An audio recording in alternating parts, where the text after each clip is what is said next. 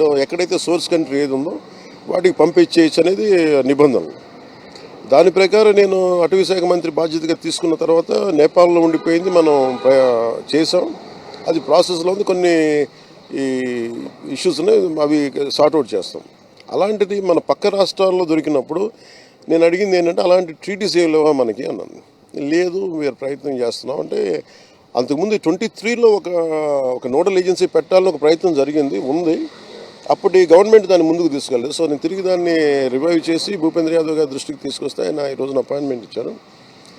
మేము అడిగింది ఏంటంటే, ఒక నోడల్ ఏజెన్సీ ఉంది, దానికి ఎక్కడైతే ఎర్రచందనం దొరుకుద్దో, ఏ రాజ్యాలు, ఆంధ్రప్రదేశ్ సోర్స్ అది ఎర్రచందనం, ఇక్కడ దొరికిన ఎర్రచందనం, లేదంటే ఉదాహరణకి కర్ణాటకలో మనకి శ్రీగంధం చెట్లు దొరికినా కానీ ఎక్కడైతే పక్క రాజ్యాల్లో పక్క రాష్ట్రాల్లో పట్టుబడతాయో ఆ పట్టుబడిన చోట తిరిగి వాళ్ళకి చేరవేసేలాగా, లేదంటే అమ్మేస్తే వచ్చిన రెవెన్యూని ఒక 60-40 నిష్పత్తులు, అంటే సోర్స్ ఉదాహరణ ఎర్రచంద్రం మంద అయితే మనకి 60% వచ్చేలాగా, ఆ పట్టుబడ్డ రాష్ట్రంలో 40% వచ్చేలాగా అలాంటిది నిబంధనలు ఏదైనా చేయమని రిక్వెస్ట్ చేశారు. సార్, ఈ అదానీ కంపెనీతో చేసుకున్న రాష్ట్ర ప్రభుత్వం, గత ప్రభుత్వం చేసుకున్నటువంటి విద్యుత్ ఒప్పందాల పైన రాష్ట్ర ప్రభుత్వం ఏవైతే తీసుకోబోతుంది వాటిని రద్దు చేయబోతున్నట్లుగా కేంద్రాన్ని దర్యాప్తు జరిపించాలని కోరబోతున్నట్లుగా వార్తలు వస్తున్నాయి. ఇది ఒక్కసారి మేము కేబినెట్ మీటింగ్లో కూర్చొని గౌరవ ముఖ్యమంత్రి శ్రీ చంద్రబాబు నాయుడు గారు ఆధ్వర్యంలో దీన్ని ఎలా ముందుకు తీసుకెళ్ళాలి.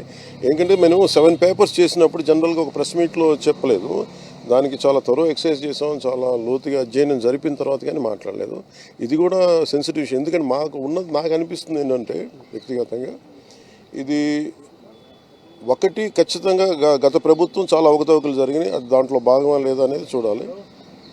2 దీన్ని ఇంటర్నేషనల్ కాన్స్పిరసీతో ఒక యాంగిల్ ఉందా, సో మల్టిపుల్ యాంగిల్లో చూసి అందుకని దీన్ని కొంచెం కాషస్గా ఉండాలి. దీనికి చాలా మరింత లోతుగా అధ్యయనం చేసిన తర్వాత, అంటే మనదైన అధ్యయనం చేసిన తర్వాత, విచారణ జరిపిన తర్వాత దీని మీద మాట్లాడాల్సిన అవసరం ఉంది నేను అనుకుంటున్నాను.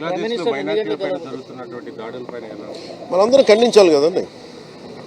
ఎక్కడో పాలస్తీనాలో గొడవ జరిగితే మొత్తం హైదరాబాద్ ఓల్డ్ సిటీ నుంచి ప్రతి చోట అందరూ లేచి మాట్లాడతారు. అలాంటిది మన పక్క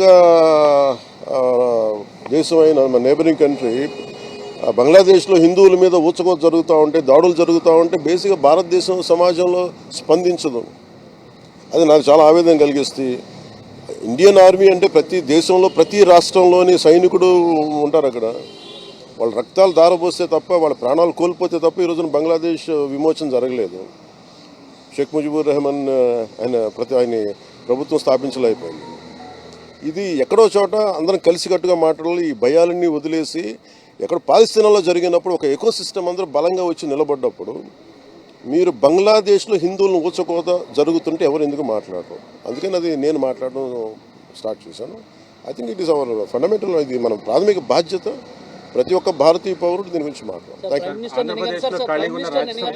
ప్రైమ్ మినిస్టర్ గారిని నాకు ఇచ్చిన అపాయింట్మెంట్ 11 గంటలని చెప్పారు, దాన్ని బట్టి వెళ్తాం. Thank you.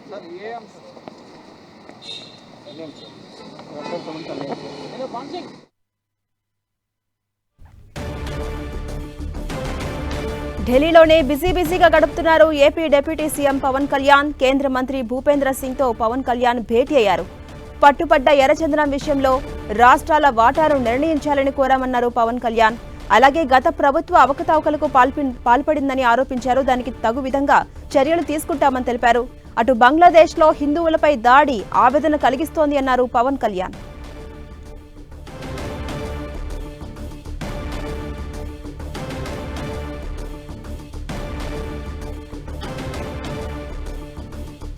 AP deputy CM Pawan Kalyan ఢిల్లీలో బిజీగా గడుపుతున్నారు. ఇవాళ ప్రధాని మోదీతో సహా మరికొంతమందిని కలిసే అవకాశం ఉంది. ప్రస్తుతం కేంద్ర మంత్రి భూపేంద్ర సింగ్ తో పవన్ కళ్యాణ్ భేటీ అయ్యారు.